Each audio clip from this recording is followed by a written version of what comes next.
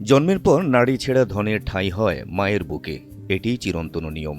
কিন্তু সেই ভাগ্য নিয়ে জন্মেনি এই নবজাতক। মায়ের বুক নয়, জন্মের পর তার ঠাঁই হয়েছে ভুট্টা খেতে। মায়ের বুকের উষ্ণতার বদলে তার শরীরে লেগেছে ধুলো মাটির স্তর। বর্তমানে শিশুটির চিকিৎসা চলছে ঠাকুরগাঁও ২৫০ শয্যা বিশিষ্ট আধুনিক সদর হাসপাতালে। চিকিৎসক জানান, শিশুটির বড় কোনো শারীরিক জটিলতা নেই, তবে যেহেতু নবজাতক তাই যে কোনো সময় যে কোনো সমস্যা দেখা দিতে পারে, তাই অবজারভেশনে রাখা হয়েছে। ওর যে সিচুয়েশনটা এটা এই মুহূর্তে স্টেবল আছে, কিন্তু যেহেতু নবজাতক বাচ্চা এবং দীর্ঘ সময় হয়তো বা পরিচর্যার মধ্যে ছিল না, তার যতগুলো সমস্যা ছিল, কিন্তু এই সমস্ত নবজাতক বাচ্চা যে কোনো সময় ডিটেরিয়েট হতে পারে, খারাপ পর্যায়ে চলে যেতে পারে। ২৪ মার্চ ঠাকুরগাঁও সদর উপজেলার জামালপুর ইউনিয়নের ৭ নম্বর ওয়ার্ডের পূর্ব মহেশখালী গ্রামের ভুট্টা খেতে পাওয়া যায় এই নবজাতককে। এই ঈদে জামা জুতো অ্যাক্সেসরিজের ডিসকাউন্ট।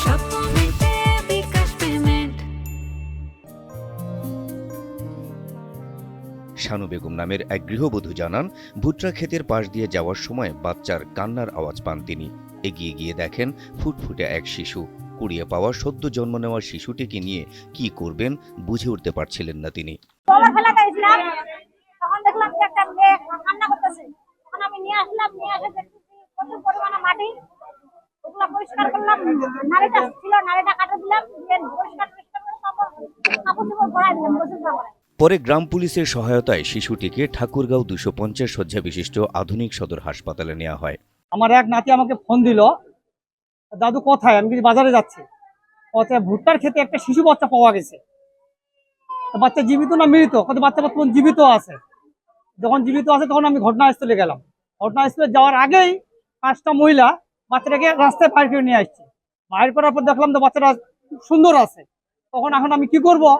তখন আমি প্রথমে আমার ইউনিয়ন পরিষদ আমার চেয়ারম্যানকে ফোন দিলাম। চেয়ারম্যান সাহেব মধ্যে ফোন ধরলো না। তারপর দিলাম থানায়। থানাতে ফোন ধরলো, বলতে বাচ্চারা হসপিটালে নিয়ে আসেন। শিগগিরই শিশুটির প্রকৃত বাবা মায়ের খোঁজ করা হবে বলে জানালেন স্থানীয় উপজেলা নির্বাহী কর্মকর্তা। আমরা খোঁজ করতেছি যে বাচ্চার অরিজিনাল বাবা